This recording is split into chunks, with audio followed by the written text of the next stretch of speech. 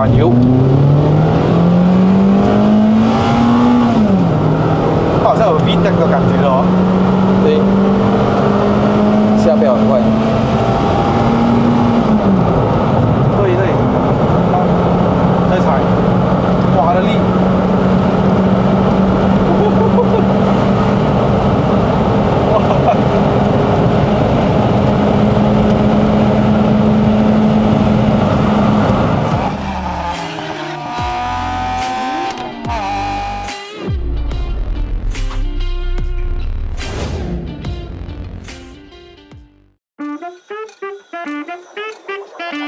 Hello， 大家好，又是爱的人，爱的人不是一个车评，只是 POV。欢迎回到我的 POV 试驾系列了哈。在我这个频道，有很多人跟我敲完说，爱的人，你有没有机会试驾 Kelisa YRV 还是什么 Kenali YRV 等等的？这辆车呢，它是来自 K3VE2 YRV 的那个 K3VET 呢，就是一念之差。我跟你这样讲，因为多一粒 turbo 嘛。K3VE 跟 K3VE2 的分别就是高功耗跟低功耗的引擎哦。这一颗引擎呢，原厂马力110匹啊。本期视频非常感谢车主 Steven， 可是他比较害羞，不愿意上镜哈。这辆车呢，也是对我们黑微信大哥最近才 review 过的，还有它的味道。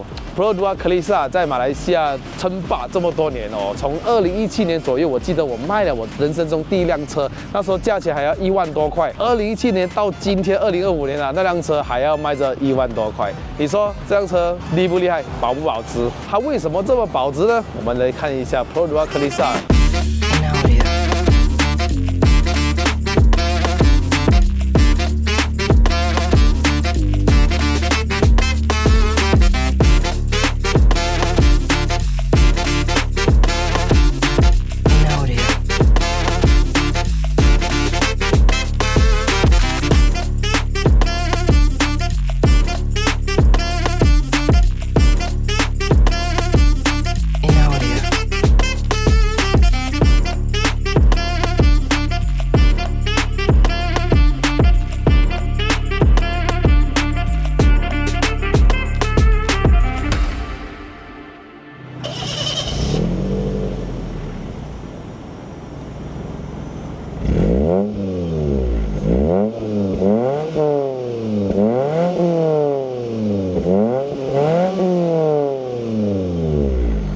这一个就是2005年的 Perodua Kelisa， 怎样知道它是后期的 Kelisa 哦？这个 signal 呢是从一个四方形，好像 Forkland 这样变成了一个长方形。其余的小小的那些细节的分别呢，我其实个人就没有太大的研究，我只知道它的外观是这样子来辨认。车主之前买回来，我可以讲他整辆拆完，移植这颗引擎，内饰呢有换了一些 Gino 的这些套件。这辆车的车漆呢是来自于 Apple Green 啊，我们称为叫苹果青嘛。然后这辆车整辆喷完了，从它的引擎室内啊那些等等都做的蛮细腻一下啊。我记得我人生中18岁买的第一辆车，我试了很多车，有 Perodua Viva、Perodua 的 MyV， 有 MyV Manual， 还有 Gen 2啊等等的。但是我到最后去试驾的 Kelisa， 我一驾了之后我就说我要这辆车，我就很喜欢了，因为它的操控啊、油门反应啊、方向盘回馈全部都是一级棒的。当年我记得我买的是 GX Spec 啊，这颗钥匙就带来给我一个满满的回忆啊，然后这样子转，那个熟悉的感觉回来了没？有没有？哇，这个是拆的满满了嘞，这是换了咯 ，Aftermarket 了哦。车主也为这辆车升级了一套全新的 Android Player， 有一套 DSP Full Set 的 Speaker。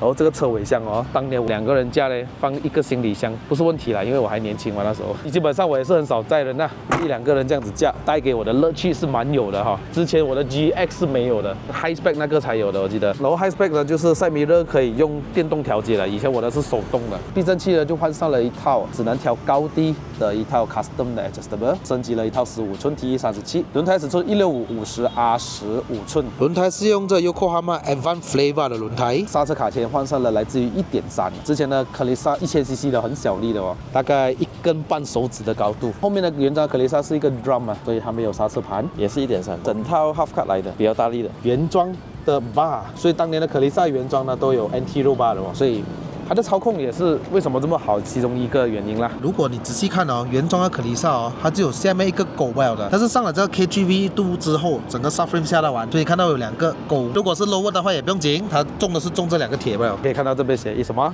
1.3 Twin Cam。那以前的1000cc 也是 Twin Cam 哦，也是很有力的一颗啦。缺点就是它才1000cc，而它才3缸啊。这一颗呢是4缸哦，各位。这颗引擎的代号为来自 K3VE2 的一颗1.3公升的自然吸气的4缸引擎。这款引擎呢，通常是在戴哈苏的 Story 啊、Duke、Siron GT-VI 啊，它的原装马力呢是110匹马力，126个牛顿米的扭力的。如果比起 Turbo 的 YRV 呢 ，YRV 会多一个30匹马力啦，还有177个牛顿米的扭力啦，配搭着4速的自动变速箱。那这个有manual的嘛？manual 是 K3VE 96匹。如果我买这颗 Half Cut 下去啊，如果我要改manual是可以的嘛？可以啊。这个引擎的原装大概红线7000转 ，YRV 大概6300。自然吸气的好处就是可以拉高转，可能 tuning 啊再换一点 cam 啊，可能可以去到7500左右。这颗引擎以前在2000年的时候要卖5000块 Half Cut，5000块，哇，当年的5000块也是很厉害哦。现在这个 Half Cut 都要1万多块 ，YRV 更不用讲，更加高。老实讲，现在 K 开真的是蛮贵玩一下。前面也加一个 strut bar， 顺便跟你们提一下，这辆车其实要卖了。如果你们看了这个视频对这辆车有兴趣的话呢，不妨可以联系我。价钱 reasonable， 因为它花了很多心思跟金钱在这辆车上面。带你们看一下它里面的内饰，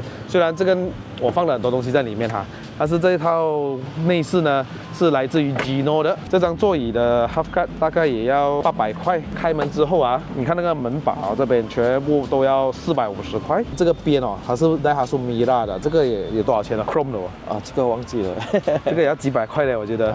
有时候它单那个车牌框啊 ，Chrome 的哦，都几百块啊。来自于Momo的这套方向盘400块买得到。YRV 的这边就有button的，它可以用手动模式，虽然是4速嘛。YRV 这边有多一粒按钮的哦，这边要按 manual mode 它才可以用的哦。然后 YRV 的仪表呢，晚上开灯是橙色的，那这一套 KGV2 呢，开灯就是蓝色的哈。仪表是到180，原装是有 speed cut， 所以这辆车主就为它加了一个 speedometer， 这个就是当年 JDM 用的，它可以 remove speed cut， 然后可以记时间，已经是很熟悉啊。坐在这里的坐姿跟插锁匙的这个角度 ，yes， 我们来听一下这一颗1300cc KGV2，它 starter 就是跟我们普通可丽莎一模一样啊。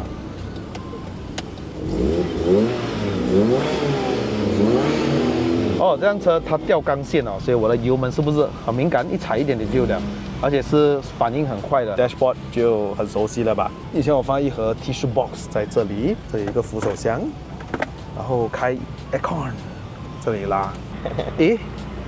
诶，为什么你会有这个的？这个是日本车才有的嘛，另外买的，但是 plug and play 的，我 plug and play 啊？对 ，plug and play 的，这个就是它的排档杆啊，所以以前我是manual的。这辆车是没有那个多一个 overdrive button 的啊，直接是上到 D3， 然后2，然后没有的用1档。然后这边呢就有一个小小的拨杆哦，拉上来就是开尾箱，一按下去就是开油盖，载的位置也是挺不错的，很顺手，很方便。前面2个窗都是自动的哈，我有4个的，我还没有放，可以 control 后面的，我全部从下到完，只是一条 wiring 还没有拉进去。左边这边呢，调镜子是这样子的。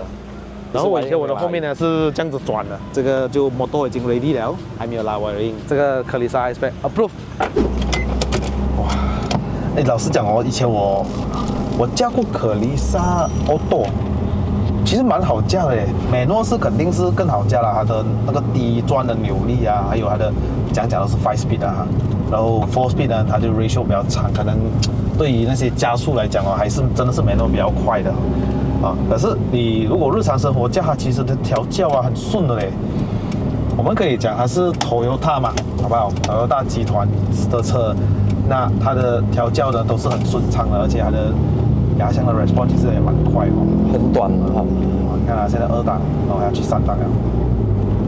啊，然后它好像3档有特别一个叫什么 overdrive 这样子的感觉的，啊，就好像一进了牙之后不久啊，就又再好像进多一个假的牙，这样我们称为叫 overdrive 啦。哇，你的车脚很熟练诶。第一点就是感觉到没有松散呀，真的这个是老实讲的，不是吹哈。所以它的，而且哦，我以前驾原装哦，跟现在的分别哦，还是你的好驾很多。换了 adjustable 就是不一样的。啊，它会有一点小弹跳，可是驾起来就比较感觉到稳哦。肯定要牺牲一点东西哦，对啊，你要多一点操控就要牺牲了哦。牺牲一点东西了。哦，是哦。你为什么会想要买这辆车来玩？是不是以前你的跟我一样是人生中第一辆车？啊，对呀、然后以前你玩了很多玩了很多， 1000cc Born Turbo，哦可以去到多少匹了？ 170，哦，换VET 的那个 Turbo，那个什么 Piston 啊？换 YRV 的 piston，以前就是很喜欢加 extra injector 嘛。像这辆车现在换 K24 injector，K14的那个 fuel pump 就是供油比较那比较足够。那以前我们1000cc 的时候，每天早上你一刹车，整个车要抖了。会抖的，很够力的。哦，对哦，这个东西我都差一点忘记了。以前三缸的时候的确，它的 dashboard 会抖了哦。现在四缸来讲，那个 steering 还要掉出来这样走到。哦，真的是很稳的嘞。如果要把这个 KGV 都放下去哦，它的 subframe 那其实不是可以锁到的，还是要换 KGV 的。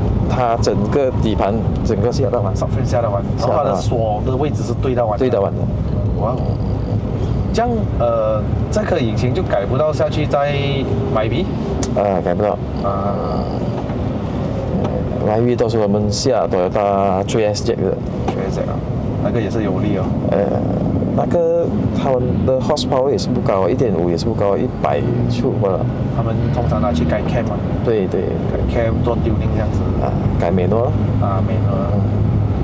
也是很耐操啊，那个引擎拿去跑10磅啊，1.5。对，我们是下场。都是我们讲 power to weight ratio 哦，这样车的车又轻啊，还有这样110匹马力哦。虽然不是 on wheel， 我们是说直上，其实都很不错的。你再想象一下，如果这辆车把它推到去160匹170啊，对，我的马力可能不过你的 Swiss Sport 的180来，可是我的车就轻过你的 Swiss Sport 了，我车又灵活过你 Swiss Sport 了，所以回到来这边，你看这种弯的时候啊，灵活性真的是一流一级棒啊！而这辆车本来KGV 都是有 ABS 是吗？原装的是有的，因为在这辆车不能用，是哦，不能用。那你看现在亮着一个 ABS 的灯哦，有那个是 handbrake 的，它连 ABS 的嘛，因为 ABS 没有掉了嘛，它说早着。哇，这个 ratio 你看啊，因为它马力大一点，所以它走80都是2000转，或是1000cc 就不同了，就转速也比较高一点。OK， 这时候我们来进入 Sport Mode， 我们再做一个0到100测试。它的那个什么 RPM 看在几千转？这个看啊，这个7500嘛，但是你的就是要指出才能上到然后你不是美诺，没事，我让它摸多去，你可以直接脚刹去，不用放都不用紧。OK， 那我们就先暂时关掉 aircon， 这是我的 Sport Mode 了。3、2、1 Go， 踩到完地板油，好像有 VTEC 的感觉哦。对，下标很快。你们敢说1.3没有力吗？谁说没有力耶？又顺又快耶。它其实我觉得跟 YRV 的没有太大差别嘞。YRV 的它那个冲力，对，再踩，哇，它的力。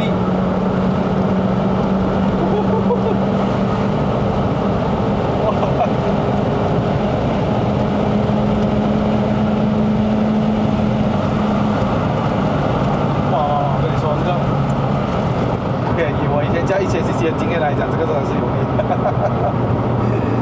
以前你知道我要去从120去140都要一段时间对，它是可以去到，可是它的那段就是要拱着很久。这个不用，这很轻松，踩就去。其实这样子看跟 YRV Turbo 真的差不多。因为 YRV Turbo 它肯定有一个推动那个头段力。可是它前段就是可能在3000转以下，Turbo还没有 kick in 所以它还是要等一下。然后它还没有 tune， 就是跟这个差不多咯。但是 YRV tune 了就不一样了嘛。对，然后做 Stage 2那个就真的快，大概6秒。好来，我看我一个弯啊。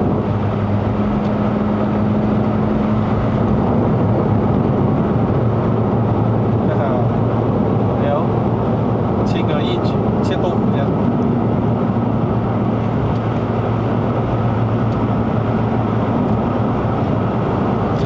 它之前的旧车哦，它的 steering 就要摆很多啊，对，才能过到这个网。可是格力萨我觉得还好，Viva 那些就完蛋了，那 steering 要摆很多。为什么当年我没有选干旧？其中一个原因就是因为干旧它的，如果是 auto 来讲哦，如果是美诺来讲哦，它的 brake 跟它的那个油门啊是很靠近的，所以我是很辛苦踩。而可丽萨我就没有遇到这样的问题。可为什么当年会选可丽萨？过一个弯，踩这个不放，每天120过完。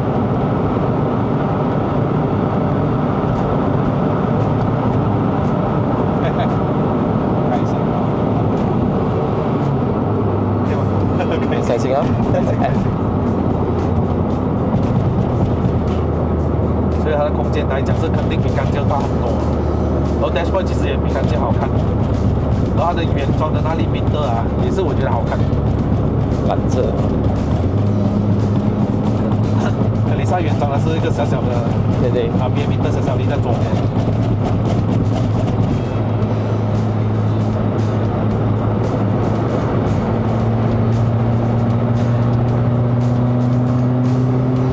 这个胎压还可以。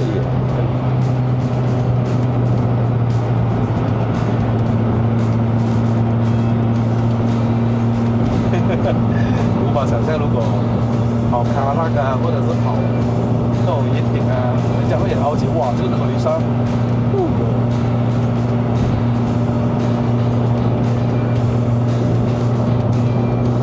是卖哦，没有踩大油哦，明天卖哦，哇，现在拿上了咯，好像是放手了呢。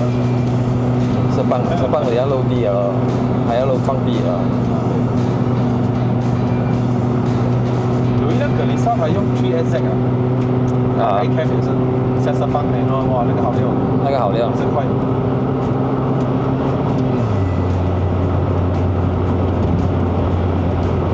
精髓啊！如果你加这辆车的 4-speed auto 跟普通的 4-speed auto，跟我讲格丽莎的话不一样，完全不同比较细节的话，它会比较，因为它配到它的大马力哦，所以马力也比较大，有时候会长一点。在跑 highway 的话，也 RPM 也比较低，省油一点啊。好嘞，我就来到这儿了啊。老铁们都知道我们下一个影片要干啥呢？冲上营销啦！当然还没订阅的赶快订阅我了哈。最近都在下雨啊，难得自己的天气真的是非常的好。那留守我的频道，如果还没订阅的朋友们呢，记得大家订阅啦。我们下一个影片再见啦，拜拜。